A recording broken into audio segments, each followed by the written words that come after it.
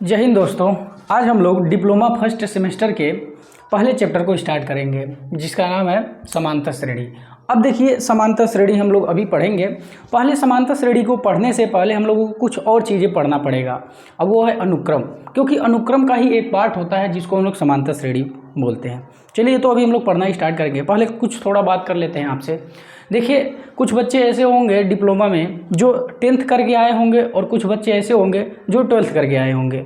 तो जो बच्चे 10th करके आए होंगे उनके लिए ये नई चीज़ें होंगी और ये चीज़ें आपको 11 में पढ़ने के लिए मिलता। तो चूँकि आपने 10 के बाद ही आ गए डिप्लोमा करने, तब आप 11 पढ़ नहीं पाए, तो ये थोड़ा आपको नया दिखेगा। तो देखिए, हम लोग इसमें ऐसा पढ़ेंगे कि आपका अगर आप डिप्लोमा के साथ साथ 12th भी फाइनल करेंगे तो उसमें क्या होगा, आपका सहायता हो जाएगा कि जो आपको 11 में पढ़ने के लिए मिलेगा समांतर श्रेणी, वो भी और ये जो आपको डिप्लोमा में पढ़ने के लिए मिल रहा है ये भी दोनों सेम ही है। तो हम ऐसा पढ़ाएंगे ताकि आपका डिप्लोमा भी कवर हो जाए और आपका 11th भी कवर हो जाए, ठीक है ना। तो उसी हिसाब से हम लोग पढ़ेंगे। अब जो मान लीजिए 12th के बाद आए हैं उनके लिए तो भाई ये सब चीज़ें नोट भी करना होगा। तो उनके लिए हम एक सुविधा ये किए हैं कि जो भी चीज़ें हम पढ़ाएंगे उसका आपको PDF इस लेक्चर के बाद हम टेलीग्राम पे डाल देंगे। तो जहाँ पर उसका वीडियो रहेगा, वीडियो के नीचे इसका PDF रहेगा। तो आप लोग 10th वाले आराम से उसको नोट कर सकते हैं। और बाकी 12th वाले उसमें आपको 11th में पढ़े ही होंगे कुछ। तो अगर आप चाहते हैं कि वो भी हम नोट्स बना लें या फिर नोट्स डाउनलोड कर लें ताकि एग्ज़ाम में आपको हेल्प मिल सके, तो वो भी आप लोग डाउनलोड कर सकते हैं। या फिर अगर आप 12th वाले चाहें तो केवल देख लेंगे लेक्चर ही आपका हो जाएगा, क्योंकि आप 11th में पढ़े होंगे। एकदम सेम 11th वाला ही है, ठीक है ना। ज़्यादा कुछ इसमें कठिन नहीं है, कुछ एडवांस टाइप का नहीं है। अब चलिए स्टार्ट करते हैं। तो पहले जो समांतर श्रेणी है इसको पढ़ने से पहले हम लोगों को अनुक्रम पढ़ना पड़ेगा। अनुक्रम क्या होता है, क्योंकि जब तक हम लोग अनुक्रम नहीं जानेंगे तब तक हम लोग समांतर श्रेणी नहीं जान पाएंगे। देखिए, जो भी हम समांतर श्रेणी चाहे गुणोत्तर श्रेणी पढ़ते हैं, यह अनुक्रम का ही एक पार्ट होता है, एक अंश होता है, ठीक है। तो पहले अनुक्रम को समझते हैं क्या होता है। देखिए, अनुक्रम क्या होता है, संख्याओं का वह समूह जो गणित के किसी निश्चित नियम के अनुसार लिखा गया होता है उसको हम लोग बोलते हैं अनुक्रम। जैसे मान लीजिए हमने लिख दिया 8, उसके बाद हमने लिख दिया 12, उसके बाद हमने लिख दिया 16, ठीक है, ऐसे 20 लिख दिया, ऐसे डाट डाट करके। तो जरा देखिए, ये क्या है, संख्याओं का वह समूह है जो व्यवस्थित किया गया है। किस तरह से व्यवस्थित किया गया है, तो गणित के किसी निश्चित नियम के द्वारा। अब क्या किया गया है, इसमें गणित का कौन सा वो नियम लगाया गया है। तो देखिए, पहले वाले पद में 4 जोड़ा गया है तो इसका अगला वाला पद आ गया है, फिर इसमें 4 जोड़ा गया है तो फिर इसका अगला वाला पद आ गया है, फिर इसमें 4 जोड़ा गया तो इसका अगला वाला पद आ रहा है, ऐसे चलता जा रहा है, ठीक है ना। तो यही हमारा क्या कहलाएगा, अनुक्रम कहलाएगा, ठीक है। अब दूसरा हम लोग अनुक्रम बना लेते हैं। मान लीजिए हमने लिख दिया यहाँ पे 8, उसके बाद हम यहाँ पे 2 से भाग दे रहे हैं। तो जब 2 से भाग देंगे तो यहाँ पे हमको मिलेगा 4, फिर 2 से भाग देंगे मिलेगा 2, फिर 2 से भाग देंगे मिलेगा 1, फिर 2 से भाग देंगे तो 1/2। यानी कि ऐसे हम लोगों को एक अनुक्रम मिल रहा है। ये कैसे मिल रहा है, गणित का यहाँ पे कौन सा नियम लगा रहे हैं, तो हम यहाँ पे 2 से भाग देने का काम कर रहे हैं, ठीक है। और ये हमारा एक व्यवस्थित क्रम में भी लिखा गया है, तो इसलिए ये हमारा क्या कहलाएगा, अनुक्रम कहलाएगा, ठीक है। तो ये होगा अनुक्रम। अब देखिए, जो आपका अनुक्रम होता है वो 2 तरह का होता है। एक होता है निश्चित अनुक्रम, जिसको हम लोग परिमित अनुक्रम भी बोलते हैं।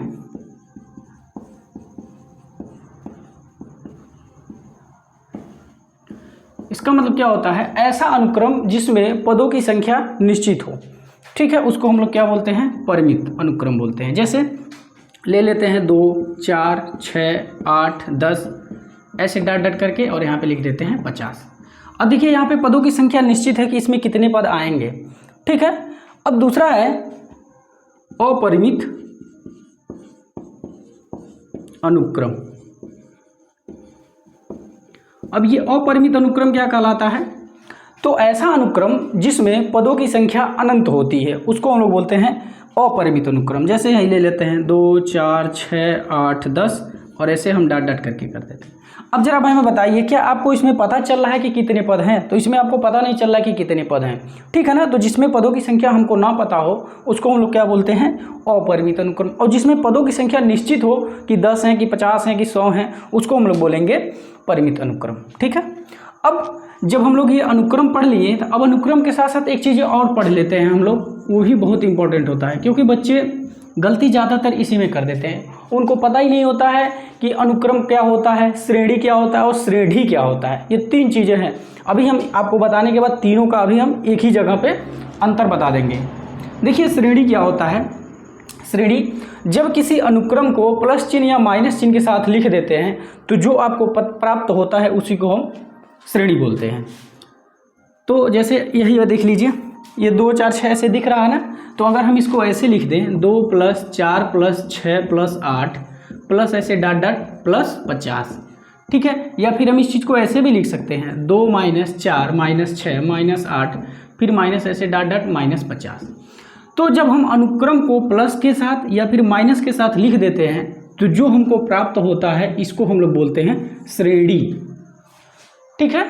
अब जब ये चीज़ें हम लोग पढ़ चुके अनुक्रम और श्रेणी, तब हम लोगों का आता है समांतर श्रेणी। अच्छा यहाँ पे हम गड़बड़ लिख दिए, ये श्रेणी नहीं है, ये श्रेणी है, श्रेणी। अभी श्रेणी और श्रेणी में अंतर बता रहे हैं आपको, ठीक है। देखिए अब चलिए अब इसी में आपको बता ही देते हैं ताकि अंतर बताने में हमको आसानी हो। समांतर श्रेणी, देखिए अब हम लोगों को समांतर श्रेणी समझना है तो इसको समझते हैं। ऐसा अनुक्रम जो गणित के किसी निश्चित नियम के द्वारा लिखा गया हो, यानी कि उसमें कुछ प्रतिबंध के द्वारा अगर लिखा जाता है तब हम उसको क्या बोलते हैं, समांतर श्रेणी, ठीक। एक बार इसका परिभाषा फिर सुनिए। ऐसा अनुक्रम जो गणित के किसी प्रतिबंध द्वारा लिखा गया होता है उसको हम लोग बोलते हैं समांतर श्रेणी। देखिए अनुक्रम में क्या था कि जो भी हमारा लिखा गया था संख्या वो गणित के किसी निश्चित नियम के द्वारा लिखा गया था, और जो समांतर श्रेणी होता है वह गणित के किसी निश्चित प्रतिबंध के द्वारा लिखा जाता है। तो नियम और प्रतिबंध दोनों में अंतर समझ लीजिए। जब नियम बोलेगा तो उसमें कोई भी नियम लग सकता है, जोड़ने का, घटाने का, गुणा करने का, भाग करने का, कोई भी नियम लग सकता है, ठीक है। संख्याओं को 2 गुना किया जा सकता है, 10 गुना किया जा सकता है, 50 गुना किया जा सकता है, तो ये है नियम। और प्रतिबंध क्या है समांतर श्रेणी होने का, तो समांतर श्रेणी होने का प्रतिबंध एक ही है कि जो हमारा अनुक्रम मिलना चाहिए वह जोड़ने पर या घटाने पर मिलना चाहिए। अगर ऐसा कोई अनुक्रम होगा, ऐसा कोई प्रतिबंध होगा तो हम उसको समांतर श्रेणी बोलेंगे। इसके अलावा अगर कोई भी दूसरा प्रतिबंध रहेगा तो हम उसको समांतर श्रेणी न बोल करके क्या बोलेंगे, अनुक्रम बोलेंगे। बात समझ में आया। जैसे हम यहीं पे लिख दें 2 4 6 8 10 ऐसे डॉट डॉट करके। अब ये देखिए ये तो हुआ हमारा अनुक्रम, क्यों, क्योंकि ये जो हमारा अनुक्रम का परिभाषा होता है वो क्या होता है कि संख्याओं का ऐसा समूह जो किसी गणित के किसी निश्चित नियम के द्वारा लिखा गया हो। तो देखिए ये हमारा समूह है और ये व्यवस्थित किया गया और ये गणित के किसी निश्चित नियम के द्वारा लिखा गया है। जैसे 2 में 2 जोड़ने पे 4, 4 में 2 जोड़ने पे 6 ऐसे करके लिखा गया है ना। अब चूंकि समांतर श्रेणी का प्रतिबंध क्या होता है, तो समांतर श्रेणी का प्रतिबंध होता है कि ऐसा अनुक्रम जो किसी निश्चित प्रतिबंध के द्वारा लिखा गया है, और वो प्रतिबंध क्या होना चाहिए कि पहले पद में कोई निश्चित संख्या जोड़ने पर या फिर कोई निश्चित संख्या घटाने पर आपको अगला पद अगर मिलता है तो वो वाला अनुक्रम आपका समांतर श्रेणी कहला जाता है। आई बात समझ में। तो देखिए अगर हम पहले वाले पद में 2 जोड़ें तो दूसरा वाला पद मिल जाएगा, दूसरे वाले में 2 जोड़ दें तो तीसरा मिल जाएगा, तीसरे वाले में 2 जोड़ दें तो ये हमारा चौथा मिल जाएगा। यानी कि देखिए हमको निश्चित संख्या 2 जोड़ने पर हमको इसके अगले वाले पद मिलते जा रहे हैं, ठीक है ना। तो ऐसा वाला अनुक्रम हमारा क्या कहला जाएगा, समांतर श्रेणी कहला जाएगा। आई बात समझ में। तो अनुक्रम और श्रेणी में बस थोड़ा सा अंतर यही होता है कि जो हमारा अनुक्रम होता है वह गणित के किसी निश्चित नियम के द्वारा लिखा जाता है, और जो समांतर श्रेणी होता है वह गणित के किसी निश्चित प्रतिबंध के द्वारा लिखा जाता है। और इसका प्रतिबंध क्या होता है कि पहले पद में कोई निश्चित संख्या जोड़ने पर या फिर कोई निश्चित संख्या घटाने पर आपको अगला वाला पद मिलना चाहिए। अगर ऐसा होता है तो वही हमारा अनुक्रम समांतर श्रेणी कहला जाता है, अन्यथा आपका क्या कहलाएगा, अनुक्रम कहलाएगा। बात समझ में आ गया। अब आपको देखिए तीनों का अंतर आपको स्पष्ट समझ में आ रहा होगा। अनुक्रम क्या बोलेंगे, जो किसी निश्चित नियम के द्वारा लिखा गया हो, और समांतर श्रेणी किसको बोलेंगे, जो किसी निश्चित प्रतिबंध के द्वारा लिखा गया हो। और श्रेणी किसको बोलेंगे, तो जो भी आपका अनुक्रम रहेगा उस अनुक्रम को या फिर जो भी हमारा समांतर श्रेणी रहेगा अगर उसको प्लस चिन्ह के साथ और या फिर उसको माइनस चिन्ह के साथ अगर लिख देंगे तो वही आपको जो मिलेगा वो क्या कहलाएगा, श्रेणी कहलाएगा। आई बात समझ में। तो ये रहा पूरा का पूरा आपका डिफिनीशन। अब देखिए जो हमारा समांतर श्रेणी लिखा है हमको इसी के बारे में पढ़ना है, तो चलिए अब इनके इसके बारे में हम लोग पढ़ते हैं डिटेल में।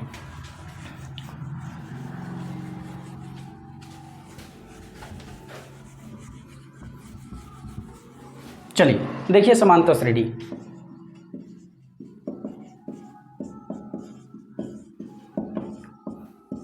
देखिए समांतर श्रेणी को इंग्लिश में बोलते हैं अरिथमेटिकल प्रोग्रेशन।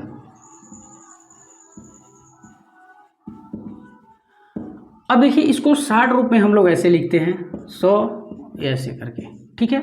और इसको अगर इंग्लिश में इसका शार्ट रूप अगर देखना होता है तो हम लिखते हैं एपी। आई बात समझ में? एपी मतलब अरिथमेटिक प्रोग्रेशन और 100 और सीरियल मतलब समांतर श्रेणी, ठीक है। तो अगर इसको शॉर्टकट में लिखना रहेगा तो ऐसे लिखेंगे या फिर ऐसे लिखेंगे, और अगर आपको पूरा लिखना रहेगा तो आप ऐसे लिखेंगे। अब देखिए समांतर श्रेणी में अगर हम लोगों को कुछ बेसिक चीज़ें हैं, पहले आप उसको बता देते हैं, फिर इसके n पद में चलेंगे। बेसिक चीज़ें क्या होता है कि जो समांतर श्रेणी को लिखने का तरीका होता है वो कैसे लिखते हैं, तो इसके लिए हम लोग मानते हैं पहला पद a और इसका सार्वअंतर d। देखिए जैसे अभी हम समांतर श्रेणी की परिभाषा लिखवा रहे थे तो उसमें बोल रहे थे ना कि निश्चित संख्या जोड़ने या घटाने पर उसका अगला वाला पद मिलना चाहिए। तो वही जो निश्चित संख्या जोड़ते या घटाते हैं उसी को हम लोग बोलते हैं सार्वअंतर, ठीक है। तो अगर पहला पद a और सार्वअंतर d हो तो हम अगर कोई समांतर श्रेणी लिखेंगे तो कैसे लिखेंगे a प्लस d। देखिए हम निश्चित संख्या हमने क्या बोला, जोड़ने पर मिलना चाहिए। तो देखिए पहले वाले में हमने निश्चित संख्या d जोड़ दिया तो इसका अगला वाला पद मिल गया, और फिर इसमें d जोड़ेंगे तो इसका अगला वाला पद मिल जाएगा, फिर इसमें d जोड़ेंगे तो इसका अगला वाला पद मिल जाएगा a प्लस 3d। आई बात समझ में? तो इस तरह से देखिए हम लोगों को एक ऐसा प्राप्त हो गया। तो यही होगा हमारा समांतर श्रेणी, ठीक। तो समांतर श्रेणी का देखिए पहला पद शुरू में जो लिखा हुआ तो उसी को पहला पद बोलते हैं। सार्वअंतर किसको बोलते हैं, तो दो क्रमागत संख्याओं के बीच का जो अंतर होता है उसी को हम लोग सार्वअंतर बोलते हैं। देखिए इसके और इसके बीच में अंतर d है, इसके और इसके बीच के अंतर d है, इसके और इसके बीच के अंतर d है। तो यही जो हमारा सभी में देखिए इसके नाम से ही आपको पता चल जाएगा क्या बोला है, समांतर, यानी कि सभी में समान अंतर होना चाहिए। तो देखिए सभी में समान अंतर है कि नहीं, इन दोनों में d का अंतर है, इन दोनों में d का अंतर है, इन दोनों में d का अंतर है, ऐसे ही अगला वाला में भी आपका d का अंतर होगा, ठीक है ना। तो यानी कि सभी में अंतर क्या है, समान है, इसीलिए इसको हम लोग क्या बोलते हैं, समांतर। बात समझ में आना। अब इससे कुछ संबंधित बातें हैं उसको हम लोग देख लेते हैं।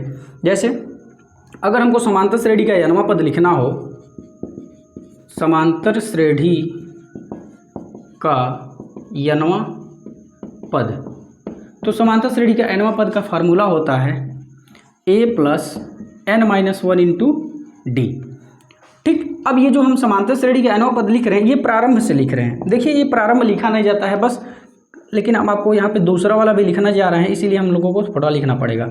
प्रारंभ से ठीक है, समांतर श्रेणी का n वां पद ये होता है। अब इसी तरह से एक अंत से भी होता है, अंत से समांतर श्रेणी का n वां पद, और ये क्या होता है, तो होता है l minus n-1 into D, ठीक है। अब इससे रिलेटेड कुछ टर्म होते हैं उसको हम लोग देख लेते हैं। देखिए जो समांतर श्रेणी में a होता है इसको हम लोग बोलते हैं पहला पद, या फिर इसको उल्टा ऐसे लिखते हैं, पहला पद को क्या किससे डिनोट करते हैं, तो पहला पद को a से डिनोट करते हैं, और जो हमारा सार्वअंतर होता है उस सार्वअंतर को d से डिनोट करते हैं। जो पदों की संख्या होती है, पदों की संख्या उसको हम n से डिनोट करते हैं, ठीक है। और जो n वां पद होता है, n वां पद को हम या तो कैपिटल Tn से डिनोट करते हैं, या स्मॉल tn से डिनोट करते हैं, या फिर l से डिनोट करते हैं। आई बात समझ में? या फिर हम an से डिनोट करते हैं। ऐसे हम डिनोट करते हैं nवें पद को। अब देखिए ये तो आ गया। अब हम लोग देख लेते हैं समांतर श्रेणी के n पदों का योग। समांतर श्रेणी के n पदों का योग। अब ये जो समांतर श्रेणी के n पदों का योग है इसको हम लोग Sn से डिनोट करते हैं, और इसका दो फार्मूला होता है। वो कौन कौन सा है, एक होता है जब हम लोगों को अंतिम पद दिया गया रहता है तब हम लोगों का n पदों का योग दूसरा तरह से लिखा जाता है, और जब अंतिम पद ना दिया गया हो तो दूसरा तरह से लिखा जाता है, ठीक है। तो n/2 a प्लस l, देखिए l है हमारा अंतिम पद, ठीक है। तो देखिए ये जो n वां पद है ना, इसी n वें पद को हम अंतिम पद भी बोलते हैं, अंतिम पद, ठीक है। अब इसी चीज़ को अगर हमको दूसरे रूप में लिखना हो तो n/2 और 2a, यही l का मान रख देंगे। यही देखिए प्रारंभ से समांतर श्रेणी का nवां पद है ना, nवां पद को हम लोग किससे डिनोट कर रहे हैं, l से, और यहीं पे l का मान रख देंगे तो यहाँ पे a है, और फिर l का मान रखेंगे तो a और ये a मिल करके 2a हो जाएगा, और फिर प्लस n-1 इंटू d हो जाएगा। तो ये है समांतर श्रेणी के n पदों का योग का फार्मूला। ठीक है, देखिए पहले चैप्टर में आपको जितना चीज़ें ये बताएं, मतलब समांतर श्रेणी के n वां पद और समांतर श्रेणी के n पदों का योग, ज़्यादातर यही वाला आपको पहले चैप्टर में दिया है। तो देखिए हम लोगों को पढ़ने का जो तरीका होगा यही होगा कि पहले चैप्टर में जितना कंसेप्ट होगा उसका पूरा का पूरा पहले हम पढ़ लेंगे कंसेप्ट, फिर उसके बाद हम अगले लेक्चर से उसका क्वेश्चन सॉल्व करेंगे। ठीक है, फिर अगले दिन फिर क्या करेंगे, मान लीजिए अगले वाले एक्सरसाइज का जितने भी कंसेप्ट होंगे उसको पहले पढ़ेंगे, फिर जा करके एक्सरसाइज हल करेंगे। ऐसे हम लोगों का हल करने का, क्वेश्चन सॉल्व करने का तरीका होगा। ठीक है ना। अब देखिए अंतिम पद योग, अब हमारा जो होता है पदों का योग, पदों का योग को हम लोग SN से डिनोट करते हैं। ठीक है ना। SN मतलब S मतलब सम, किसका सम, तो समांतर श्रेणी के n पदों का सम। ठीक है ना, उसको हम SN से डिनोट करते हैं। ठीक, अब ऐसा यहाँ पे कोई टर्म बचा नहीं जिसको हम लोगों को पढ़ना हो, तो फिर से देख लीजिए, अगर हमको समांतर श्रेणी के nवां पद निकालना होगा प्रारंभ से तो a प्लस n-1 इंटू, देखिए अगर आपको समांतर श्रेणी का nवां पद लिखने के लिए कहेगा तो हमेशा आपको प्रारंभ से ही निकालना होता है, लेकिन अगर कहीं आपको अंतिम से या फिर अंत से बोलेगा तब आपको ये वाला फार्मूला लगाना है, लेकिन अगर कहीं बोला नहीं है तो आप समझ लीजिएगा कि प्रारंभ से ही हमको निकालना है। ठीक है ना, तो ये चीज़ें आप विशेष ध्यान रखिएगा। लेकिन जब अंतिम से निकालना होगा nवां पद तो आपको उस क्वेश्चन में लिख करके देगा कि अंतिम से निकालिए, लेकिन अगर क्वेश्चन में नहीं लिखा है तो क्या समझेंगे कि वह प्रारंभ से ही बोला है।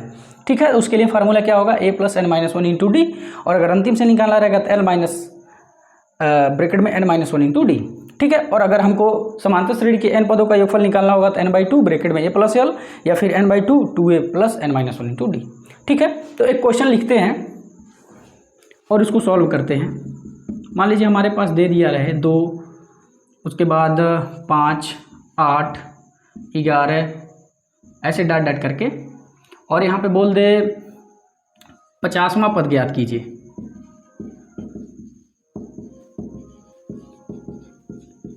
ठीक है, अब देखिए जब भी आप लोगों को, देखिए क्वेश्चन सॉल्व करने का तरीका क्या होता है कि जब भी आप लोगों को nवां पद, देखिए जिस चीज़ में जो जो चीज़ें इंक्लूड होती हैं पहले उस चीज़ को ज्ञात करिए। जैसे अगर हमको समांतर श्रेणी का nवां पद निकालना है तो समांतर श्रेणी के nवें पद में क्या क्या आ रहा है, पहला पद यानी कि a आ रहा है, फिर उसके बाद d आ रहा है, फिर उसके बाद n आ रहा है। तो जो चीज़ें हमको निकालना होगा उसमें जितनी चीज़ें इंक्लूड होंगी पहले उनको ज्ञात करना होगा, तब जा करके हम लोगों को वो वाला पद प्राप्त होगा। ठीक है, जैसे अगर हमको समांतर श्रेणी का n पदों का योगफल ही प्राप्त करना है इस वाले फार्मूले से, तो देखिए इसमें क्या क्या चीज़ें इंक्लूड है, n है, a है और d है। तो जब तक इन तीनों का हमको मान पता नहीं चलेगा तब तक हम n पदों का योगफल निकाल ही नहीं पाएंगे। ठीक, तो क्वेश्चन सॉल्व करने का सबसे जो बेस्ट तरीका होता है यही होता है कि देखिए कि जो चीज़ें हमको निकालनी है उसमें कौन कौन से टर्म यूज हो रहे हैं, तो जो जो टर्म यूज हो रहे हैं उस टर्म को पहले आप फाइंड कर लीजिए, फिर उसके बाद आप वो वाला पद निकाल लीजिए। तो देखिए अगर हमको समांतर श्रेणी का 50वां पद निकालना है तो देखिए समांतर श्रेणी का 50वां पद तो सबसे कौन वाला फार्मूला लगाएंगे, यही n वाला लगाएंगे। अब जब n वाला लगाएंगे तो इसमें देखिए पहला वाला पद हमको पता होना चाहिए, फिर उसके बाद सार्वंतर पता होना चाहिए, और फिर पदों की संख्या पता होनी चाहिए, तभी जा करके हम निकाल पाएंगे। ठीक है, तो चलिए यहाँ पे देखते हैं। तो पहला पद, तो जो शुरू में लिखा होता है वही हमारा पहला पद होता है, और पहले पद को हम a से डिनोट करते हैं। तो a का मान आ गया 2, और फिर हमारा निकलेगा d। देखिए d निकालने के लिए किसी दो क्रमागत संख्याओं को लिखिए और उनका अंतर निकाल दीजिए, वही होता है d। तो आप चाहे तो इन दोनों को लीजिए, चाहे इन दोनों को लीजिए, चाहे कोई भी लीजिए, कोई मैटर नहीं है, सबसे एक ही आएगा, क्योंकि ये हम लोग क्या पढ़े, समांतर श्रेणी, तो सभी में अंतर समान आएगा। ठीक है, तो चाहे पहले दो को लीजिए और या फिर इन दोनों को लीजिए, चाहे इन दोनों को लीजिए, लेकिन एक बात का विशेष ध्यान दीजिएगा कि जो भी आप दो संख्याएं लेंगे वो क्रमागत होनी चाहिए। क्रमागत का मतलब एक के बाद जस्ट तुरंत जो आता है उसी को। ठीक है, ये नहीं कि बीच में एक छोड़ दें और पहला ले लें फिर तीसरा ले लें और फिर उसका अंतर निकालें, तो गलत हो जाएगा। ठीक है ना, तो जब भी आप सार्वंतर निकालिए तो दो क्रमागत संख्याओं को लिखिए और उनका अंतर निकाल दीजिए। तो देखिए इन दोनों में से 5 को बाद में पहले लिखेंगे और फिर 2 को बाद में लिखेंगे, फिर जब इनको हल करेंगे तो हमको मिल जाएगा 3। तो देखिए a का मान पता चल गया, d का मान पता चल गया, अभी हमको n का मान निकालना है। अब n क्या होगा वो देखिए, इसमें क्या बोला है 50वां पद, जैसे यहाँ पे क्या बोला है nवां पद, जब nवां पद बोला है तो यहाँ पे n आया है, ठीक है। उसी तरह से यहाँ पे 50वां बोल रहा है तो n का मान कितना आ जाएगा 50 आ जाएगा ना, तो n बराबर आ जाएगा 50। अब हम आराम से निकाल सकते हैं। तो देखिए Tn बराबर फार्मूला होता है a plus n minus 1 into D. अब हम n के जगह पे रख देते हैं 50, तो 50 का मतलब 50वां पद। अब a का मान है 2, फिर प्लस n के जगह पे 50, फिर माइनस 1 इंटू डी, डी का मान है यहाँ पे देखिए 3 है। अब हो जाएगा 2 प्लस, अब 49 हो जाएगा, 50 में से घटेगा 49 का 3 गुना कर देंगे तो 147 हो जाएगा। अब 147 में 2 जोड़ लेंगे तो 149 हो जाएगा। यानी कि ये जो आपका समांतर श्रेणी लिखा गया है इसका जो 50वां पद होगा वो कौन सा होगा, तो 149 होगा, ठीक है। तो आज हम लोग जितना इसमें पढ़े हैं इसको आप लोग नोट कर लीजिएगा, और इससे संबंधित जो PDF रहेगा आपको टेलीग्राम में हम प्रोवाइड कर देंगे। विशेष ध्यान दीजिएगा आप लोग क्लास 10th वाले, जो क्लास 10th करके आए हैं डिप्लोमा करने, वो लोग विशेष इस चीज़ को ध्यान देंगे, क्योंकि उन लोगों को 2 चीज़ें पे ध्यान देना है, एक तो आपका सेमेस्टर का एग्ज़ाम और दूसरा आपका बोर्ड का एग्ज़ाम, ठीक है। तो इस चीज़ को ध्यान रखते हुए आप लोग नोट्स बनाते जाइएगा। आप ही लोगों के लिए हम थोड़ा सा एफर्ट ज़्यादा कर रहे हैं, हम PDF प्रोवाइड आपको कर रहे हैं, ठीक है ना, अपने हाथों से लिख करके आपको PDF प्रोवाइड कर रहे हैं, क्योंकि ये डिजिटल बोर्ड नहीं ना है कि इसी को कॉपी करके आपको दे देंगे। तो इसलिए अगर हम मेहनत कर रहे हैं तो आप भी मेहनत करिए और नोट्स प्रॉपर बनाइए, और जो भी चीज़ें बनाते हैं पढ़ाते हैं आपको उस चीज़ को नोट करिए, जो भी चीज़ें इसमें एक्स्ट्रा आपको लगे उस चीज़ को नोट करिए, और जो चीज़ें आपको PDF में मिलता है उस चीज़ को भी आप नोट करिए, ठीक है। धन्यवाद।